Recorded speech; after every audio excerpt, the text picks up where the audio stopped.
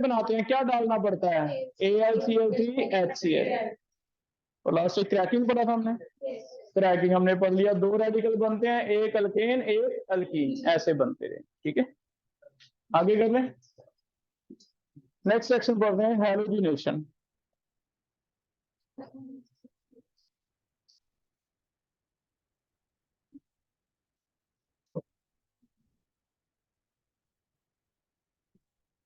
Halogenation,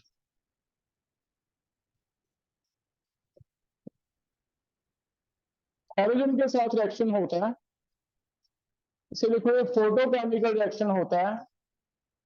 photochemical का मतलब पढ़े कहीं, फोटोकेमिकल रिएक्शंस लाइट की प्रेजेंस में, लाइट होगा तो होगा, नहीं तो नहीं, तो लाइट की प्रेजेंस में रिएक्शन है। ठीक है,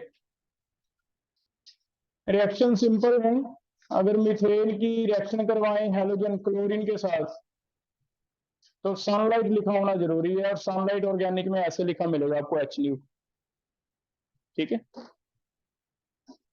रिएक्शन करना इजी है, इधर से एक H एक Cl के साथ लग जाता है, HCl निकल जाएगा, और यहां से H टूटेगा, उसे भी एक बॉन्ड देना पड़ेगा, वो कौन सा दे देंगे, Cl।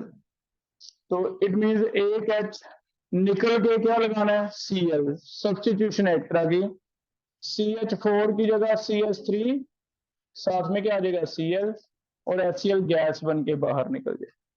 ठीक है, अगर C2H6 हुआ, ब्रोमीन आ गया, सनलाइट, तो हमें पता यहाँ एक H कम करना है, बस एक H कम करके क्या लगा देना है, Br, तो बन जाएगा C2H5 Br, निकलेगा क्या, HBr।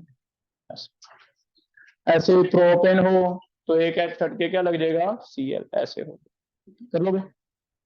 लेकिन ये काफी डिटेल है हमारे सिलेबस में, इवन एनसीईआरटी में इसका मैकेनिज्म भी दिया हुआ है, तो पहले पढ़ रहे हैं इसका मैकेनिज्म क्या है, फिर पढ़ेंगे क्वेश्चंस कैसे आएंगे, मैकेनिज्म क्या है।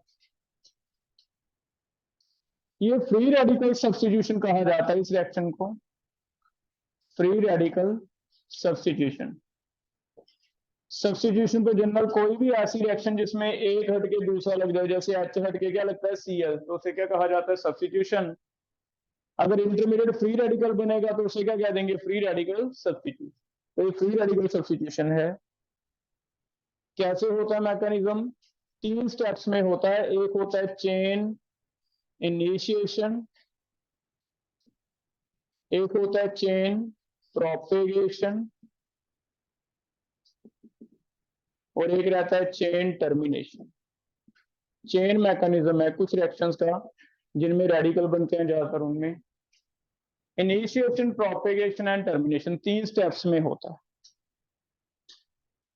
पहला स्टेप समझते हैं चेन इनिशिएशन का क्या मतलब है। इनिशिएशन का मतलब है रिएक्शन स्टार्ट कैसे होएगी, इनिशिएट कैसे होएगी, उसे कहते हैं चेन इनिशिएशन। सबसे पहले बेटा लाइट क्यों चाहिए हमें, हमने बीकर में दो चीजें डाल दी, मान लो ये वाली ले लेते हैं या ये वाली ले लेते हैं, बीकर में दो चीजें डाल दी, क्लोरीन और ये है ना, इसको मैं करवा रहा हूं। सबसे पहले लाइट क्या करेगा, जो क्लोरीन क्लोरीन का बॉन्ड है हेलोजन हेलोजन का, वो तोड़ेगा, क्योंकि light is a form of energy, जैसे इस पे लाइट पड़ती है, लाइट के एच न्यू एनर्जी है, और ये एनर्जी कहाँ लगेगी, बॉन्ड तोड़ने में, तो इसका बॉन्ड टूटेगा। बॉन्ड टूटेगा, बताओ होमोलाइटिक क्लीवेज ज्यादा पॉसिबल है या हेट्रोलाइटिक, दोनों ही क्लोरीन है, होमोलाइटिक। तो यहाँ होमोलाइटिक क्लीवेज होती है। होमोलाइटिक ये होता है कि जितने इलेक्ट्रॉन है वो आधे आधे बांट लेंगे इक्वल, एक इसने ले लिया अपना, एक इसने ले लिया, क्या बनेगा फिर, क्लोरीन रेडिकल बनेगा। तो नेम जस्टिफाई हो रहा है फ्री रेडिकल, इंटरमीडिएट क्या बनते हैं, फ्री रेडिकल। तो पहले आ जाएगी लाइट का क्या रोल है, तो हम कहेंगे लाइट रिएक्शन को स्टार्ट करने के लिए चाहिए। अगर लाइट होगा तभी फ्री रेडिकल जनरेट होगा, नहीं तो फ्री रेडिकल जनरेट नहीं होगा। इट मीन डार्क में रिएक्शन नहीं होगी, लाइट में रिएक्शन होएगी, बाहर धूप में ले जाएंगे होएगी, डार्क कर देंगे तो नहीं होएगी। ठीक है, क्लियर है। फर्दर ये जो क्लोरीन रेडिकल बन गया, अब ऐसे मान के चलो कि बीकर में हमारे पास एक तो डाला था इथेन, एक डाला था क्लोरीन, कुछ क्लोरीन क्या बना लिए, क्लोरीन रेडिकल। बीकर में अब तीन चीजें हैं, एक क्लोरीन रेडिकल, दूसरा क्लोरीन, तीसरा ये। सारे नहीं ना टूटे, लाइट ने थोड़े से क्लोरीन 10-20 मॉलिक्यूल तोड़ दिए होंगे, साथ के साथ आगे रिएक्शन स्टार्ट हो जाएगा। बीकर में तीन चीजें हैं, एक नंबर पे क्लोरीन रेडिकल है कुछ एक, बाकी क्लोरीन पड़े हैं अभी भी, इथेन पड़े हैं। ठीक है, ये जो रेडिकल बना, ये रेडिकल बहुत ही ज्यादा रिएक्टिव स्पीशीज है। ये ऐसे तो स्टेबल नहीं हो सकता, क्योंकि कभी एक एटम ऐसे स्टेबल नहीं रहता, इसके पास तो अनपेड इलेक्ट्रॉन है 7 8 पूरा करना है, जिसकी वजह से ये क्लोरीन को किसी एक पे अटैक करना ही पड़ेगा, चाहे तो वो 2 पे कर दे चाहे 3 पे, क्योंकि ये तो स्टेबल है नहीं। अगर ऐसा है तो इसमें स्टेबल होने के लिए किसी एक पे अटैक करना है, बताओ किस पे लगता है आपको कि चांसेस हैं कि स्टेबल हो जाए। क्लोरीन क्लोरीन से टकराने का तो कोई फायदा होगा नहीं, Cl3 तो बनता नहीं, तो फिर क्लोरीन के पास एक ही चॉइस है, किससे टकराने लग जाए, इथेन से। ये जो स्टेप है सेकंड, इसे कहा जाता है चेन प्रोपेगेशन। यहां से चेन स्टार्ट हो गई हमारी। क्लोरीन ने 7 वाले अल्केन पे टकराना है, टकरा के अपने आप को स्टेबल करने की कोशिश करनी है। और स्टेबल कैसे हो सकता है, जैसे इस पे टकराएगा तो क्लोरीन कार्बन तक तो भी पहुंच नहीं पा रहा, पहले उसका जो सामना है वो किससे होगा, बाहर क्या है, H।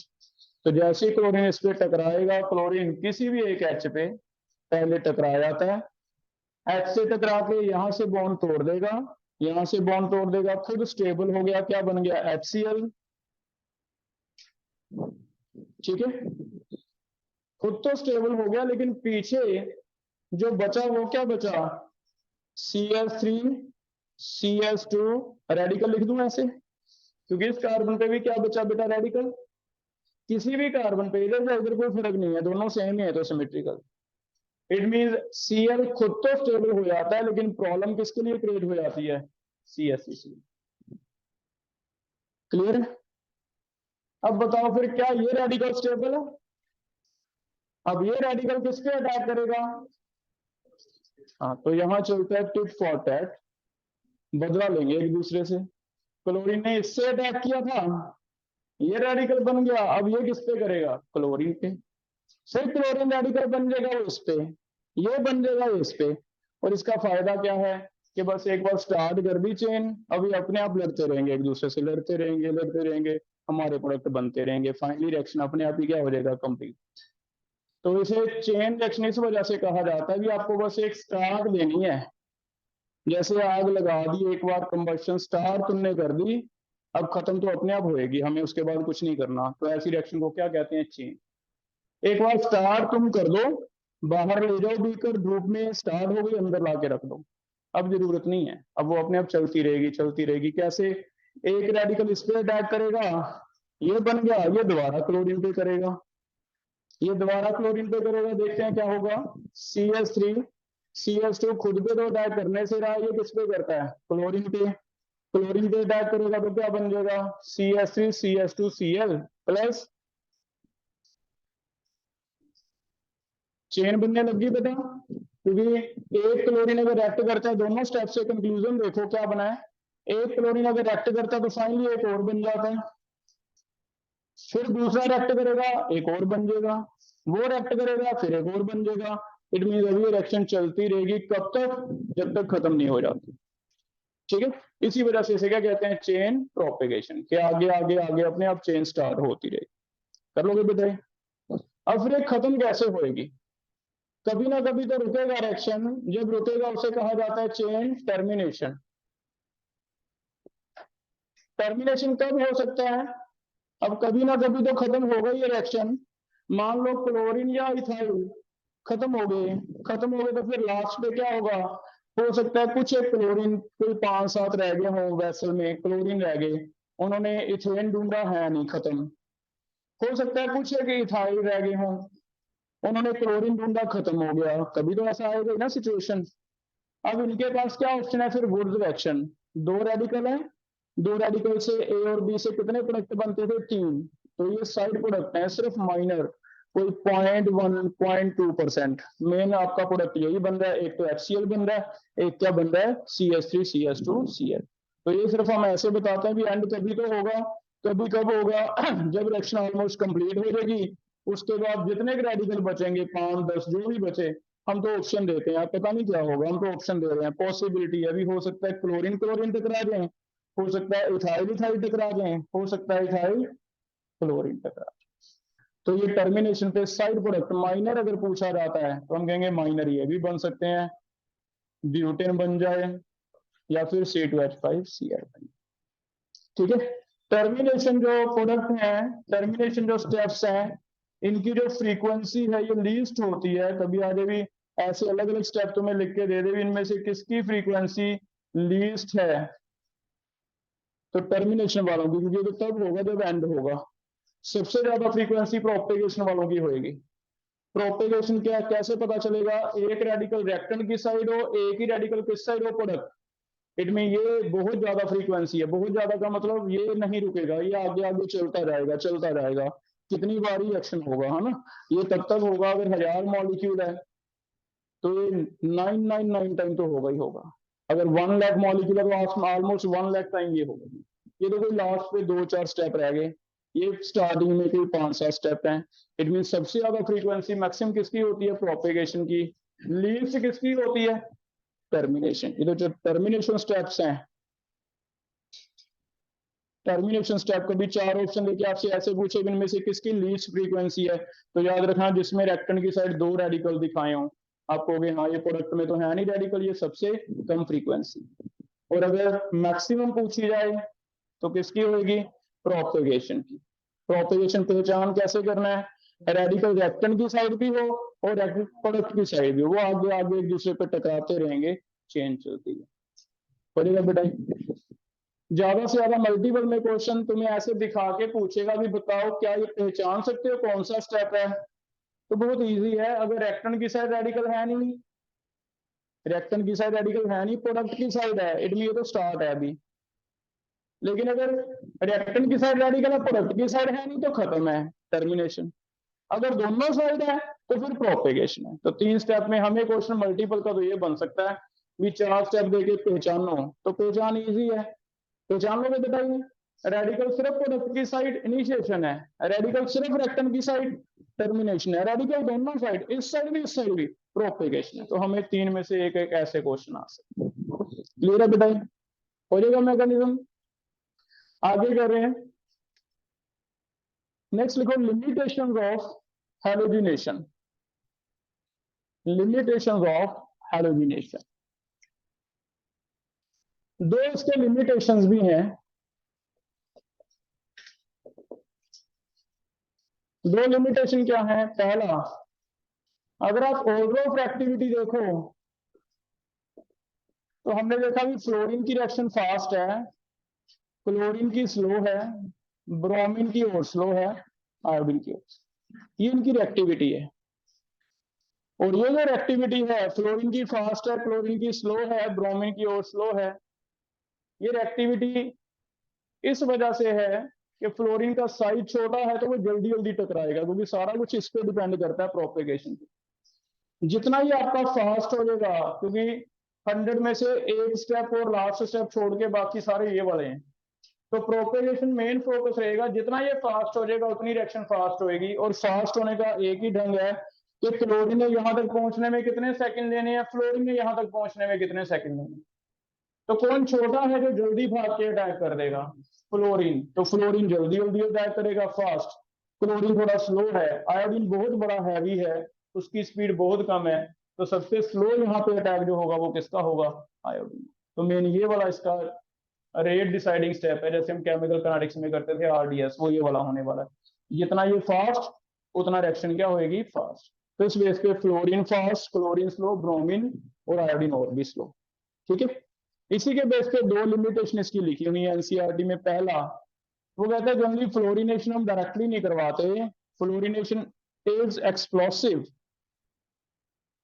बहुत ही ज्यादा फास्ट है, इतनी ज्यादा फास्ट है भी एक्सप्लोजन भी हो सकता है, वैसे फट सकती है आपकी क्योंकि एकदम से बहुत ज्यादा मॉलिक्यूल रिएक्ट करने लग जाएंगे, प्रोडक्ट बनने लग जाएंगे, गैसेस बहुत ज्यादा बनेगी, तो फ्लोरिनेशन वो कहता है एक्सप्लोसिव है।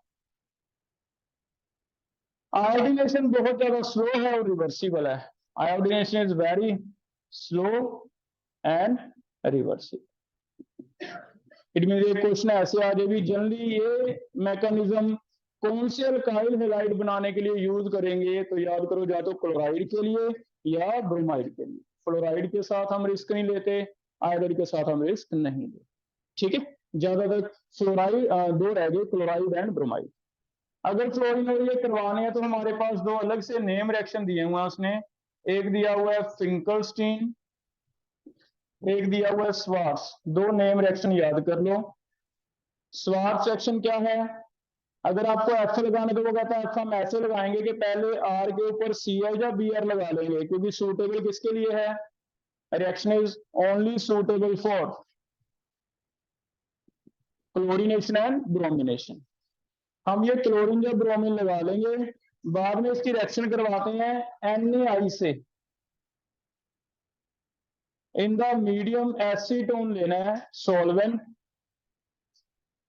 इससे आपका रिएक्शन एक्सचेंज हो जाता है, RI बन जाता है, NaCl बन जाता है। NaCl बन जाएगा, I इस पे अटैक करेगा, Cl निकलेगा, क्योंकि Cl ज्यादा इलेक्ट्रोनेगेटिव है तो इसे ज्यादा इलेक्ट्रोपॉजिटिव Na चाहिए था। इसके कंपाउंड आयनिक ज्यादा होते हैं, I के कंपाउंड थोड़े से कोवलेंट ज्यादा होते हैं, तो I को तो कार्बन चलेगा क्योंकि वो तो कोवलेंट बना लेता है फजान रूल। क्लोरीन को ज्यादा क्या अच्छा लगता है, सोडियम आयनिक बनाना है, तो फिर क्लोरीन ने सोडियम के साथ लगना है, I किसके साथ लग जाता है, R। तो हम क्या करेंगे भी, हम क्लोरीन या ब्रोमीन लगा लेंगे पहले, बाद में उसकी जगह फिंकलस्टीन लिख रहा हूं मैं, ये फिंकलस्टीन है, उसकी जगह क्या लगा देंगे, आयोडीन। इस रिएक्शन को क्या कहा जाता है, फिंकलस्टीन, ठीक है।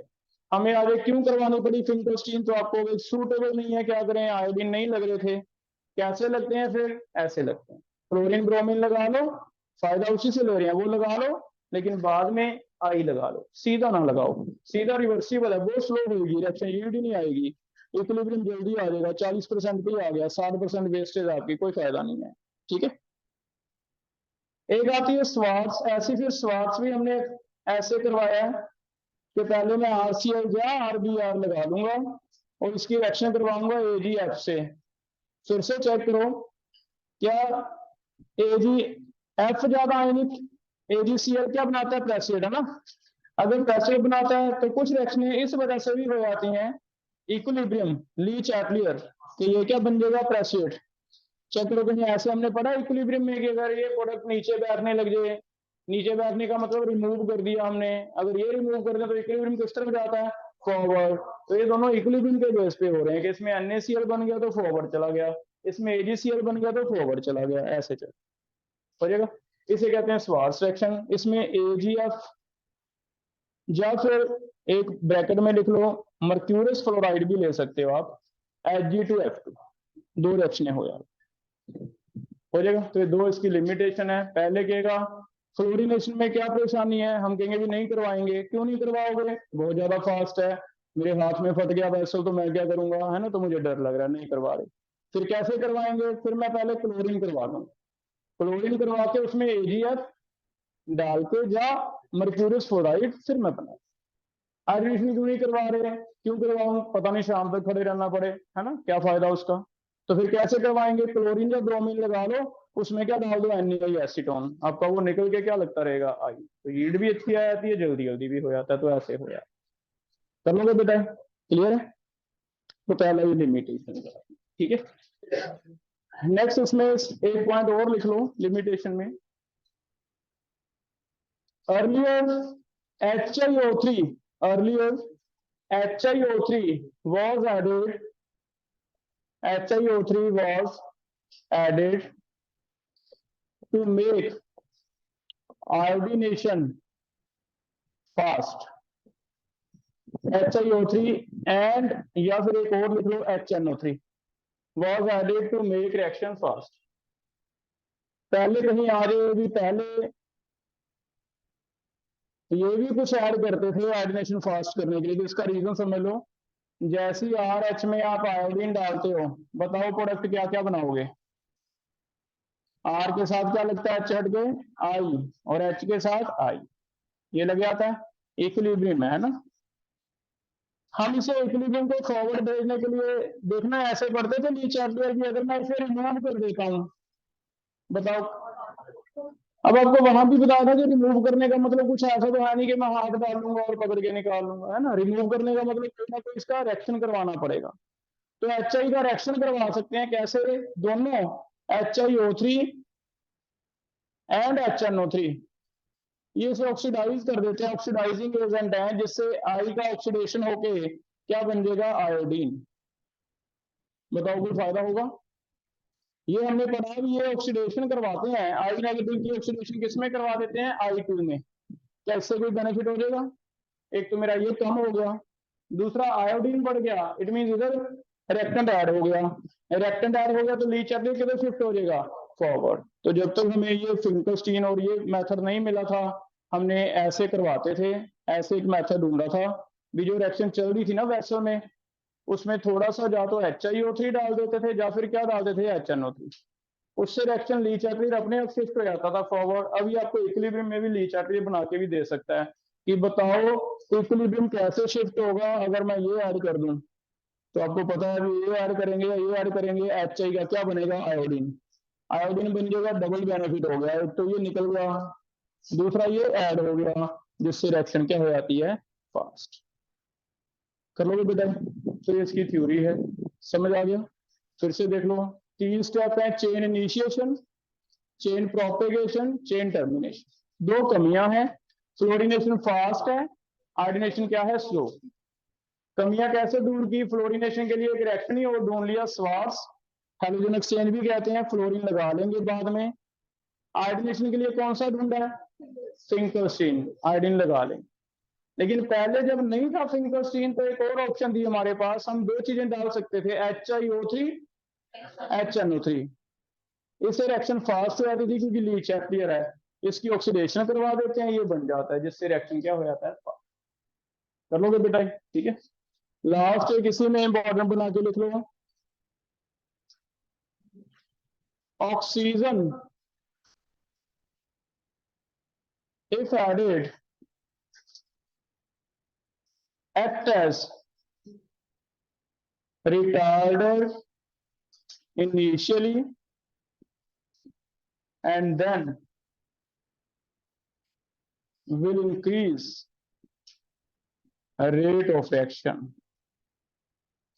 ऑक्सीजन की एक ऐसे क्वेश्चन आएगा कहीं आ जाए तो, ऑक्सीजन की कहानी बड़ी डिफरेंट सी है। स्टार्टिंग में तो जब हमने ऑक्सीजन ऐड किया तो रिएक्शन स्लो हो गई, ऑक्सीजन ऐड किया स्टार्टिंग में तो स्लो हो गई, लेकिन थोड़े टाइम बाद ऑक्सीजन ने रिएक्शन फास्ट की। तो ऑक्सीजन को एक ऐसे याद करना है भी, ऑक्सीजन रिटार्डर भी है, एक्सेलरेटर भी है, लेकिन स्टार्टिंग में तो पहले क्या करेगा, स्लो करेगा, लेकिन थोड़े टाइम बाद वो क्या करने लग जाएगा, फास्ट करने लग जाएगा, ठीक है। तो इट मीन्स कहीं ऐसे लिखा हो एमसीक्यू में भी, oxygen act as retarder initially, तो हम कहेंगे हाँ ये सही है, बताया था हमें कि पहले रिएक्शन क्या करता है, स्लो कर देता है। पेरोक्साइड वो कहानी में नहीं जा रहे कि पेरोक्साइड बनने लगे आते हैं, ज्यादा लंबा हो जाएगा, इतना भी याद कर लो अगर क्वेश्चन आता। क्लियर है बेटा, ये इसका थ्योरी पार्ट है। मैकेनिज्म 3 स्टेप, चेन, प्रोपेगेशन और ये तीनों में सिंपल क्वेश्चन आपको बता दिया। फ्रीक्वेंसी कम जो ज्यादा पूछेगा या फिर स्टेप पहचानना होगा, पहचान बिल्कुल इजी है। लिमिटेशन दो, फ्लोरिनेशन फास्ट है, आयोडीनेशन क्या है, स्लो। 2 नेम रिएक्शन है, स्वार्ट्ज रिएक्शन एंड क्लियर है। इसके बिना इसमें आगे देखो क्वेश्चन कैसे आता है, नेक्स्ट क्वेश्चन इसमें कैसे आता है, हमें पूछा जाता है, हमें कहेगा to find out number of monohalogenated products, to find out number of monohalogenated products। हमें जो क्वेश्चन आ सकता है आगे कॉन्सेप्ट बेस्ड, वो हमने पहले भी पढ़ लिया, कुछ ऐसे पूछा जा सकता है कि कितने डिफरेंट मोनो हैलोजिनेटेड प्रोडक्ट बनेंगे। इसका मीनिंग क्या है, अगर मेरे पास प्रोपेन है,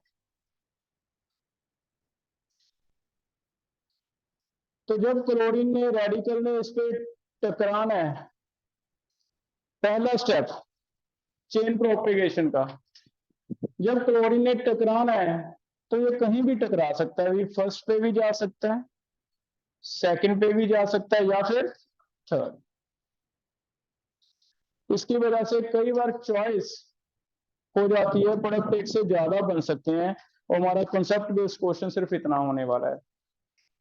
कितने प्रोडक्ट पॉसिबल है, हम तीनों पे मान के चलेंगे। हो सकता है फर्स्ट पे अटैक कर दे, हो सकता है सेकंड पे, हो सकता है थर्ड। फर्स्ट पे अगर अटैक करता है तो पहला कंपाउंड बनेगा, 3 की चेन है, यहां क्या लग जाएगा, क्लोरीन। दूसरा हो सकता है सेकंड पे क्या लग जाए, क्लोरीन। तीसरा हो सकता है थर्ड पे क्या लग जाए, क्लोरीन। आप तीनों बना लोगे। तीनों में से अगर आपको लगता है ये तो रिपीट होगा, वो काट दो, बाकी नंबर लिख दो कितने का। फर्स्ट एंड थर्ड क्या है, same. First and third same है, क्योंकि फर्स्ट को भी नाम देंगे 1 क्लोरोप्रोपेन, 1 क्लोरोप्रोपेन, और इसे भी नाम क्या देंगे, 3 क्लोरोप्रोपेन। ठीक है, जब 1 क्लोरोप्रोपेन, दोनों ही 1 क्लोरो है। जब लोएस्ट नंबर 1 मिलेगा तो हम 3 नहीं देंगे, तो दोनों सेम है तो हम कहेंगे ये रिपीट है, ये रिपीट है, तो हम इसे काट देंगे। हम कहेंगे प्रोडक्ट कितने बने हैं, तो इसका आंसर क्या आएगा, दो। तो ये जरूर हमें क्वेश्चन आए हुए हैं प्रीवियस ईयर कि प्रोपेन के कितने मोनो हाइड्रोजनेटेड प्रोडक्ट बने। तो हम कहेंगे भी कहीं भी अटैक करे, इसकी इच्छा है, हम सारे ऑप्शन लिख लेंगे। उनमें से अगर आपको लगता है ये और ये सेम लग रहा है तो IUPAC नेम लिख के देख लो। अगर नेम सेम आ गया वो काट दो, उसे रिपीट मान लेंगे। अलग अलग पूछा ना, डिफरेंट प्रोडक्ट दो बनेंगे, एक 1 क्लोरो, एक क्या बनेगा, कर लोगे। और यही वाला क्वेश्चन आगे हम करने जा रहे हैं। नेक्स्ट लिखो। नेक्स्ट एग्जांपल है एन ब्यूटेन का, चेक करते हैं कितने बनेंगे। Number of monohalogenated products for n butane. Number of monohalogenated products for n butane. N butane में ये वाला कार्बन अगर यहां लगाते हैं तो अलग है, 1 क्लोरो बनेगा। यहां अगर लगाते हैं तो अलग है, 2 क्लोरो बनेगा। यहां अगर लगाते हैं तो बताओ 3 क्लोरो बनेगा या 2 क्लोरो बन जाएगा, तो ये बन जाएगा। यहां अगर लगाते हैं फिर से 1 क्लोरो, तो आप ये भी लिख के पहचान सकते हो। इसमें कितने तरह के हैं, 2 तरह के, ए टाइप के और बी टाइप के। तो हम कहेंगे कितने प्रोडक्ट बन सकते हैं, 2। एक तो बनेगा 1 क्लोरो, एक क्या बनेगा। फिर भी आपको डाउट आता है, आप सारे बना लो, नेम लिख लो। जिनके IUPAC नेम रिपीट हो रहे हैं वो काट दो, आपको आंसर पता चलेगा। क्लियर है बेटा। एन ब्यूटेन का एक आइसोमर भी होता है, बताओ एन ब्यूटेन का चेन आइसोमर कौन सा होता है। हाँ, तो एक अगर आज आइसोब्यूटेन, तो उसके ट्राई करते हैं। आइसोब्यूटेन कुछ ऐसे है, दिस इज आइसोब्यूटेन। इसके बारे में पूछा जाए, नंबर ऑफ डिफरेंट मोनो हेलोजिनेटर, तो चारों लिख लो, चाहे तो चारों में से रिपीट कर दो, आपका आंसर आ जाएगा। या फिर ऐसे थोड़ा सा आप आइडिया लगा लो, इन तीनों में से देखना, ये वाला कार्बन 1 डिग्री है, इसका जो नेबर है वो क्या है, एक है 3 डिग्री। ये भी 1 डिग्री है, इसका नेबर 3 डिग्री है। ये भी 1 डिग्री है, इसका नेबर 3 डिग्री। इसे कहते हैं सिमिलर एटमॉस्फेयर। जिनका नेबर सेम है और खुद सेम है उनको एक ही माना जाता है। तो हम कहेंगे तीनों एक ही होने वाले हैं, चाहे लिख के देख लेना, ये ए बनेगा, ये बनेगा ए, ये भी बनेगा ए। हाँ, ये खुद 3 डिग्री है तो ये तो तीनों से अलग हो ही गया, ये बी टाइप बनेगा। इट मीन में कितने तरह के प्रोडक्ट बन सकते हैं, 2 तरह। क्लियर है। तो इसके प्रोडक्ट 2 तरह के बनेंगे, एक ए टाइप, यहाँ पे क्लोरो लगा के इसका नेम लिख दो, एक बी टाइप।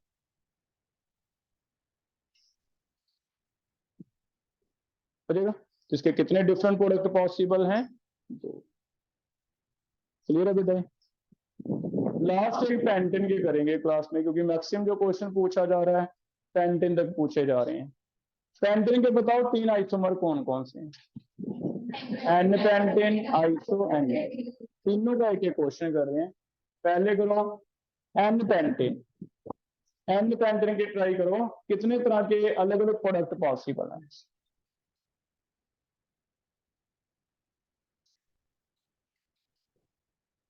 टी पार्ट आ गया एन पेंटेन। 3 तरह के बनेंगे। पहला ए, दूसरा बी, तीसरा सी। ये तो सेम ही बन जाएंगे बी और ए, है ना। तो फिर कितने तरह के बनेंगे? 3। ए वाला कौन सा बनेगा? अगर ए पे क्लोरीन लग गया तो इसे कहेंगे 1 क्लोरो पेंटेन। बी वाला 2 क्लोरो पेंटेन। सी वाला 3 क्लोरो पेंटेन। अब ये 3 बनेंगे, 1 chloro pentane, 2 chloro pentane and 3 chloro pentane. ठीक है, 3 लिख लो। दोनों इसके आइसोमर के बारे में भी काफी क्वेश्चन मिलेंगे आपको। आइसोपेंटेन, 4 की चेन आइसोमर है। बताओ मैं एन पेंटेन से आइसोपेंटेन AlCl3 HCl डाल के बना दूंगा? कल पढ़ा था। अगर मैं AlCl3 HCl डालता हूं तो चेन छोटी हो जाती है, तो एन पेंटेन का आइसो। तो हो सकता है वहां से स्टार्ट करें कि पहले एन पेंटेन में AlCl3 डाला, ये बना। इसमें आगे आपको दे देगी, बताओ कितने मोनो हैलोजिनेटेड प्रोडक्ट बनेंगे?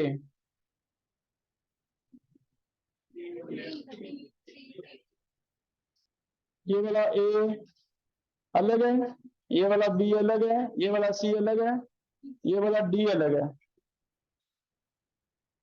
ए और डी में चेक करो, क्या ए और डी का जो नेबर है, नेबर, क्या ए और डी का नेबर कार्बन सेम है? डिफरेंट होंगे। फिर ए वाला नेबर तो है सेकेंडरी, डी वाला नेबर है टर्सरी, डिफरेंट होंगे। तो ये डिफरेंट होंगे। फिर भी कंफ्यूजन है तो आप एक क्लोरीन यहाँ लगा के यहाँ लगा के नेम लिख के देख लो, आपको IUPAC नेम अलग अलग मिलेंगे, है ना। तो मैं इन दोनों को जो कंफ्यूजन आ रही है वो हम लिख के देखेंगे। हमेशा आपको लग रहा है भी ये और इनमें डाउट लग रहा है,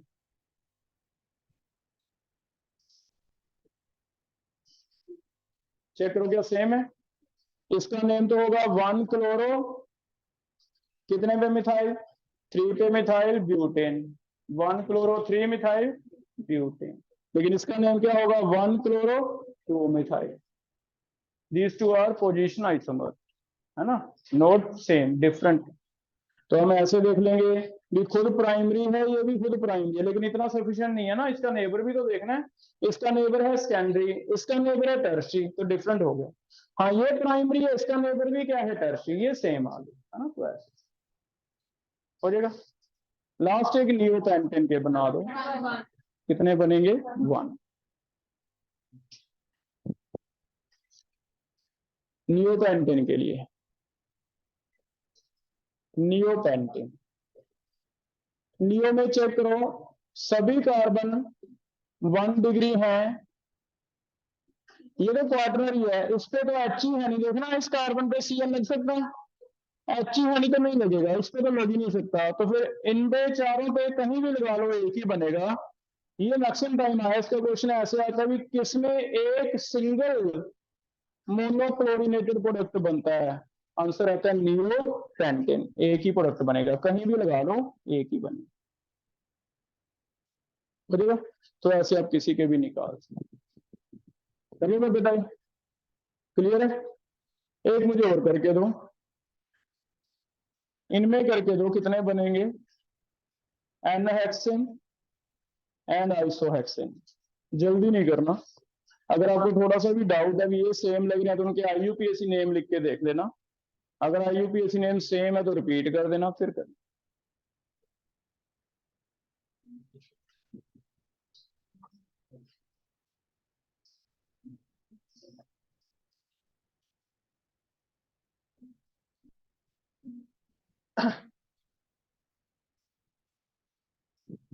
ये क्वेश्चन में बेटा पोजिशन आइसोमर में ही आने लग जाता है, इतना भी इंपॉर्टेंस है इसकी।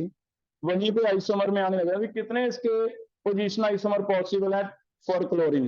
इसके कितने क्लोरीन को लेके पोजिशन आइसोमर, है ना। तो वो भी सेम ही है, मोनो हैलोजिनेटेड ही है।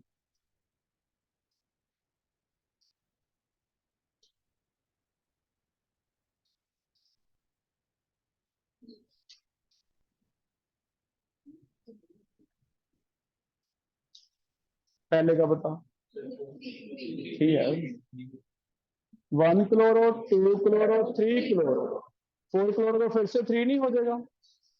ठीक है, 3 बनेंगे। पहला ए है, दूसरा बी है, तीसरा सी है।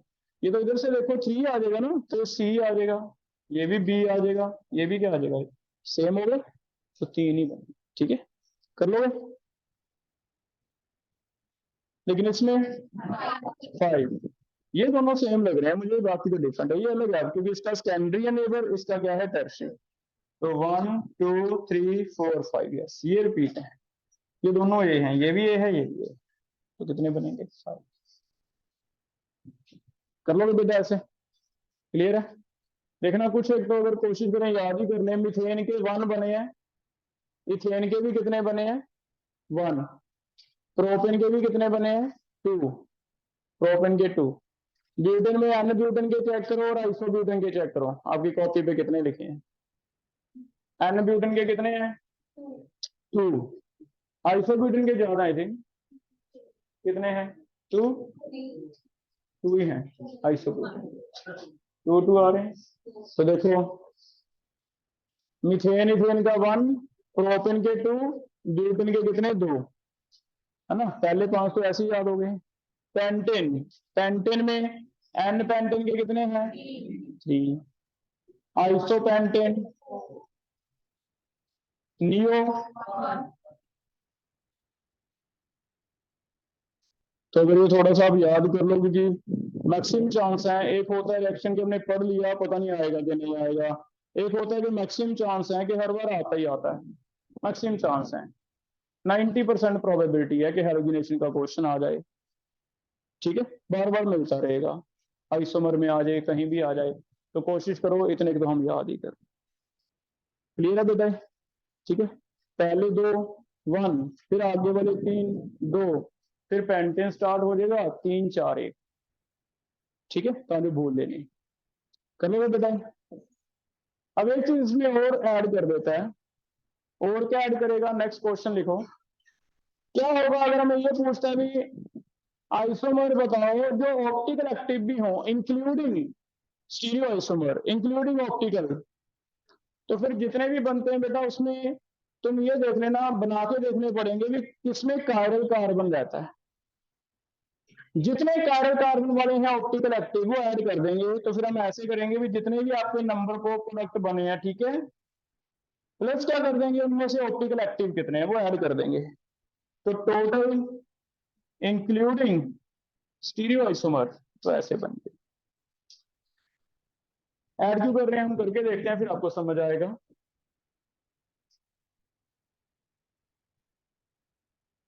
मान लो मैं एन ब्यूटेन के लेके देखता हूं, क्या ये मेरा ट्रिक काम कर रहा है या नहीं, नंबर ऑफ प्रोडक्ट प्लस जितने उनमें से ऑप्टिकल एक्टिव है वो वाले ऐड कर देंगे। मान लो मुझे कहता है एन ब्यूटेन के लिए पता करके दो कितने मोनो हेलोजिनेटेड प्रोडक्ट हैं, लेकिन इसमें वर्ड लिख दिया साथ में इंक्लूडिंग स्टीरियो आइसोमर्स। तो पहले एन ब्यूटेन के लिए हमने कितने बनाए हैं, एक तो 1 पे और एक 2 पे, वही बनाने हैं अपने, 2 बना लोगे ऐसे। बस एक जो अभी हम ऑप्टिकल एक्टिविटी पढ़ के आए हैं, कायरल कार्बन चेक करना है और कुछ नहीं करना। क्या इसमें कायरल कार्बन है किसी में, सेकंड में है, ये वाला क्या है कायरल कार्बन ऑप्टिकली एक्टिव, तो फिर आंसर बना भी 2 तो हमने देना ही था। अगर तू ये कह रहा है इंक्लूडिंग, तो कितने एक्टिव है 1, तो ऐड कर दो, कितने हो गए 3, क्यों हो गए ध्यान से देखते हैं।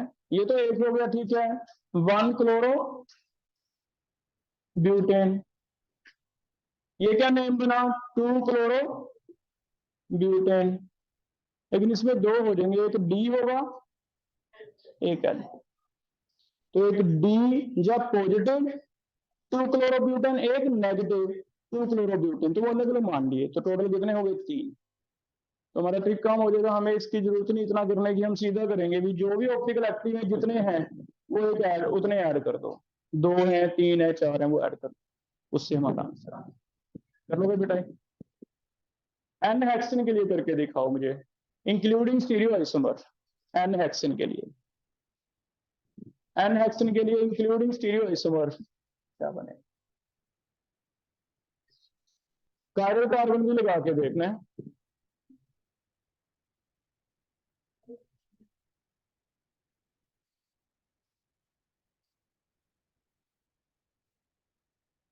इसको हमने क्वेश्चन भी किया था, जो भी जेई का आपको पढ़ाया था, आया हुआ था, वो भी करवा रहा हूँ, फ्रैक्शनल डिस्टिलेशन वाला है ना।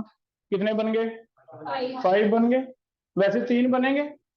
कौन कौन से? 1 क्लोरो, फिर 2 क्लोरो, फिर 3 क्लोरो। 3 बन गए। पहले में चेक करो कहीं ऑप्टिकल एक्टिविटी है किसी पे? नहीं है। दूसरे में? यस। तीसरे में? यस। ये इथाइल है, ये प्रोपाइल है, क्लोराइड। तो 2 ऑप्टिकल एक्टिव है, तो वैसे 3 था आंसर, अब +2 हो जाएगा। 3 + 2 आंसर क्या हो जाएगा? कर लोगे बेटा? हो जाएगा भी इजी। लास्ट एक इसी का ऐसे लिखा जाता है, एन हेक्सेन आइसोमर, फिर लिखा जाता था फ्रैक्शनल डिस्टिलेशन। ऐसा कहीं आया था क्वेश्चन? फिर बताने हैं क्या है, ये वाई है, ये एक्स है।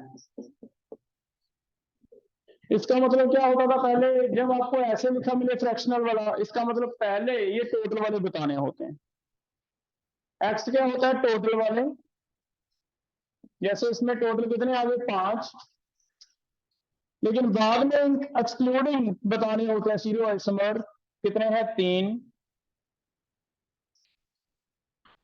एक तो पहले हम ऐसे याद कर लेंगे भी, ये अगर ऐसे लिखा रहता है तो इसका मतलब पहले इंक्लूडिंग बताना होता है, बाद में क्या बताना होता है? एक्सक्लूडिंग। रीजन समझ लो।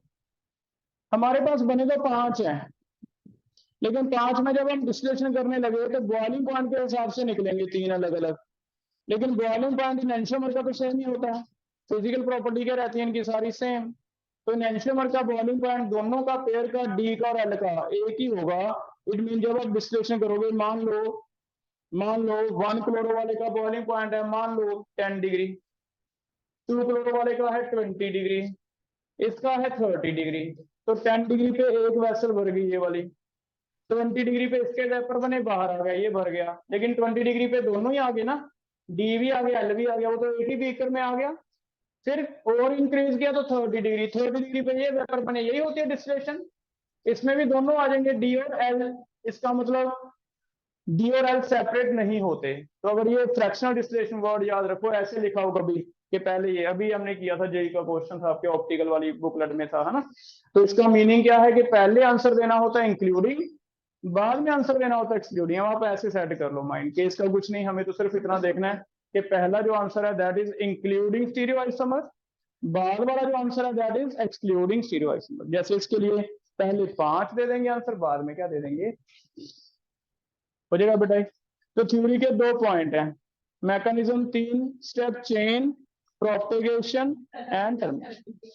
दूसरा लिमिटेशन, फ्लोरिनेशन फास्ट है, फ्लोरिनेशन एक्सप्लोसिव है, स्वार्ट्ज रिएक्शन से करवाते हैं। हाइड्रेशन स्लो है तो फिजिकल सीन से करवाते हैं।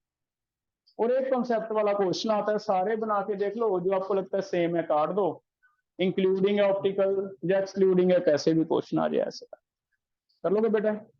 इतना करके